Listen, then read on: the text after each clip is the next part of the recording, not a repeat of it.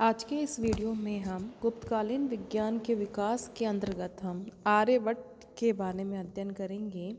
इससे पहले वाली वीडियो में हमने देखा था कि गुप्त काल में जो है सभी क्षेत्रों में अत्यधिक विकास हुआ।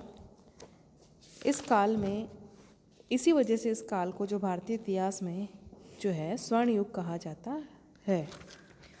ज्योतिष के अंतर्गत हमने पिछले वीडियो में देखा था कि ज्योतिष की 3 स्कंद है, जो सिद्धांत, गणित और फलित स्कंद वगैरह जो है इनका विकास गुप्त काल में अत्यधिक हुआ था। इस काल में अनेक ज्योतिषाचार्य हुए जिनमें आर्यभट्ट, बराहमीर, प्रभाकर, लाटदेव, पांडुरंग, स्वामी, निशंकु, ब्रह्मगुप्त, श्री गणेश, विष्णुचंद्र आदि, विजयनंदी आदि का हमें वर्णन मिलता है। और इनमें जो है आर्यभट्ट एक महत्वपूर्ण जो सुप्रतिष्ठित जो है ज्योतिषाचार्य थे। गुप्तकालीन ज्योतिष के आचार्यों में आर्यभट्ट का नाम प्रसिद्ध है। उनके प्रारंभिक जीवन के विषय में अधिक तथ्य ज्ञात नहीं है। संभवतः अपने जीवन का अधिकांश उन्होंने अध्यापन में व्यतीत किया। वे वेदांत धर्मावलंबी थे। आर्यभट्ट की रचनाओं से हमें पता चलता है कि उनका जन्म कुसुमपुर में हुआ था। अन्यत्र भी कहा गया है कि स्वयं कुसुमपुर्यभवत् कलो तु भोगिलविद कुलप आर्यभट्टाभिधान। आर्यभट्ट ने स्वयं भी अपने जन्म स्थान के विषय में संकेत दिया है। आर्यभट्ट स्तीव निगति कुसुमपुरे यम चितय ज्ञानम, अर्थात आर्यभट्ट कुसुमपुर में यहाँ के अतिशय पूजित ज्ञान का वर्णन करता है। प्राय ऐतिहासिक दृष्टि से पटना का प्राचीन नाम कुसुमपुर बताया गया है। अतः अन्य साक्ष्य के अभाव में यह माना जा सकता है कि आर्यभट्ट का जन्म वर्तमान बिहार के पटना नगर में हुआ था।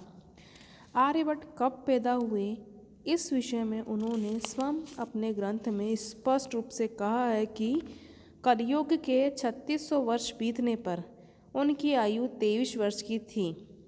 इस दृष्टि से शक संबंध 421 यानी 499 ईस्वी में उनकी आयु 23 वर्ष की थी। दूसरे शब्दों में आर्यभट्ट का जन्म 476 ईस्वी में हुआ था। आर्यभट्टीय आर्यभट्ट की सर्वाधिक महत्वपूर्ण रचना आर्यभट्टीय के नाम से प्रसिद्ध है।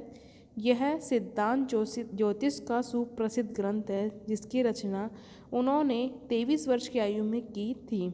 संपूर्ण ग्रंथ 4 अध्यायों में विभक्त है, जो है 10 गीता का पाद, गणित पाद, काल क्रिया पाद एवं गोल पाद।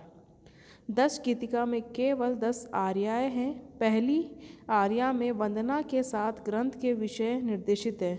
दूसरी आर्या में नागरी वर्णमाला के स्वरों और व्यंजनों की सहायता से संक्षेप में बड़ी बड़ी संख्याएं लिखने की अक्षरपली विधि का वर्णन किया गया है। ज्योतिषीय गणनाओं में बड़ी बड़ी संख्याओं का प्रयोग होता है। अंकों के माध्यम से लिखने पर उनका विस्तार बहुत स्थान घेरता है, और यदि गणना को अंकों के स्थान पर शब्दों में समझाया जाए तो उसके विस्तार में और भी अधिक वृद्धि हो जाती है। आर्यभट्ट ने समस्या को अक्षरपली विधि द्वारा संक्षिप्त करने की विधि का विवरण दिया है। इस विधि में वर्णमाला के अक्षरों और मात्राओं को अंकों के विभिन्न मान देकर एक श्लोक में ही गणित की पूरी समस्या को लिख दिया है। अपने ग्रंथ में उन्होंने ब्रह्मा का एक दिन, आकाशीय पिंडों के चक्र तथा उनकी कक्षाओं के झुकाव आदि को स्पष्ट किया है। यहाँ पर यह बताया गया है कि एक प्राण समय में पृथ्वी एक कला घूमती है। इस कथन का क्या अर्थ है? वस्तुतः कला और प्राण क्रमशः चक्र और समय की सबसे छोटी इकाइयाँ हैं, अर्थात एक चक्र बराबर 12 राशि बराबर 360 अंश बराबर 21,600 कला। इसी प्रकार एक दिन बराबर 60 नाड़ी बराबर 3600 विनाड़ी बराबर 21,600 प्राण। इस अध्याय के अंतिम आर्या में ग्रंथ के महत्व को प्रकट करते हुए कहा गया है कि जो व्यक्ति नक्षत्र मंडल में पृथ्वी तथा ग्रहों के परिभ्रमण बताने वाला इस 10 गीतिका सूत्र को जानता है, वह ग्रह नक्षत्रों को भेद कर परम ब्रह्म को प्राप्त करता है। गणित पाद में 33 आर्याएँ हैं। इस पाद में पृथ्वी से अन्य ग्रहों की दूरी के हिसाब से ग्रह नक्षत्रों का क्रम बताया गया है। इस अध्याय में ही कुसुमपुर का उल्लेख हुआ है, जहाँ आर्यभट्ट ने अपना लेखन प्रारंभ किया था। इस पाद में वर्ग और अवर्ग स्थानों में भेद करके संख्याओं के लिखने की विधि बताई गई है।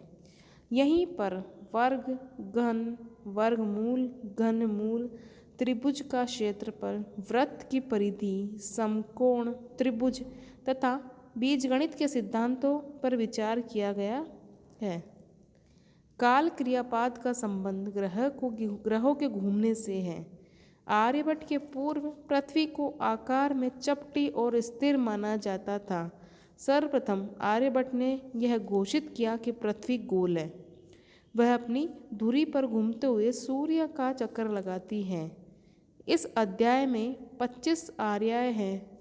इस पाद में कला गणना करते हुए बताया गया है कि सूर्योदय से दूसरे सूर्योदय के बीच का काल सावन दिन कहलाता है।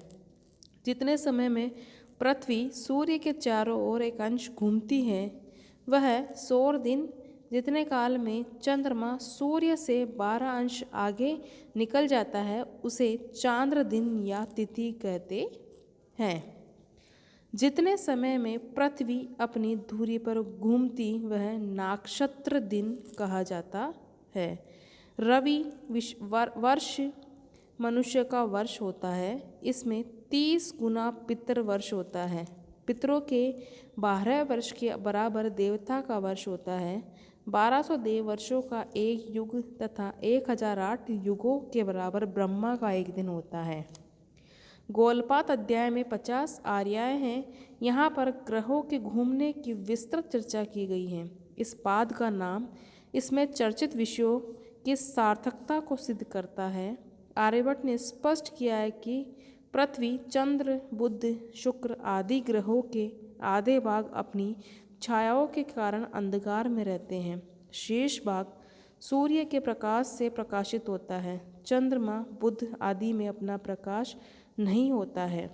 इसी अध्याय में अमावस्या को चंद्रमा के दर्शन न होने के का कारण बताया गया है। यहीं पर सिद्ध किया गया है कि पृथ्वी अपनी धुरी पर घूमती है। इसी अध्याय में चंद्र ग्रहण और सूर्य ग्रहण की वैज्ञानिक व्याख्या भी की गई है। सूर्य ग्रहण के अवसर पर सूर्य को चंद्रमा ढक लेता है और चंद्र ग्रहण के अवसर पर पृथ्वी की छाया चंद्रमा को ढकती है। अन्य ग्रंथ। प्राय यह विश्वास किया जाता है कि आर्यभट्ट ने आर्यभट्टीय के अतिरिक्त 2 अन्य ग्रंथों की रचना भी की थी।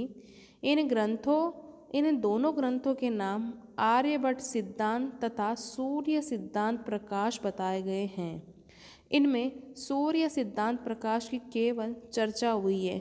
उसकी पांडुलिपि अभी तक हमें उपलब्ध नहीं हुई है। इसके विपरीत आर्यभट्ट सिद्धांत का एक अंश प्राप्त हुआ है, जिसमें 34 श्लोक हैं।